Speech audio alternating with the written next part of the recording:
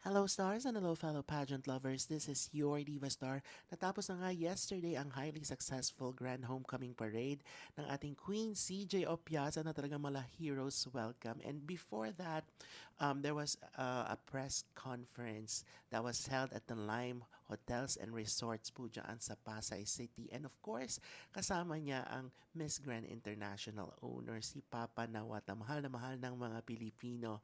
And there was a question raised during the press con na talagang ano ba ang formula para manalo at makuha natin that elusive crown. And Papa Nawat was so generous to give us all the information for us to really get the crown next year or very, very soon, di ba? And from what I've gathered on sa sinabi niya, una, first impression is really, really important. And I think CJ nailed the first impression dun pa lang sa dinner when she was part of the top 10 na na-invite doon sa opening dinner nila. Tumatak talaga at nagmarka not just the beauty but also the brain and the charisma and the personality of Queen CJ. Number two, very important yung very professional. From day one hanggang matapos yung pageant, on and off cam, it's very important that you're on time. 1 minute late, that would give you a negative impression because ayaw nga, 'di ba? Ayaw na ayaw nilang mga nalilate, not just the candidates but even the staff and all. Number three, hindi lang ito yung pabonggahan or fierce pagdating sa pasarela.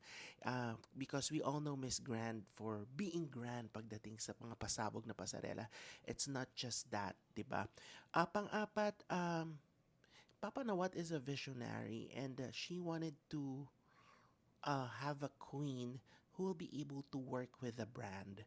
And alam naman natin, involve yung business nila sa live selling. But apart from that, meron silang, iba-iba pang mga businesses na pwedeng mag-foray into entertainment, into business, yung kanilang queen. So gusto niya, holistic type of queen, hindi lang yung maganda, hindi lang maganda ang body, hindi lang brainy, pero yung talagang makakapag-work hand in hand with them.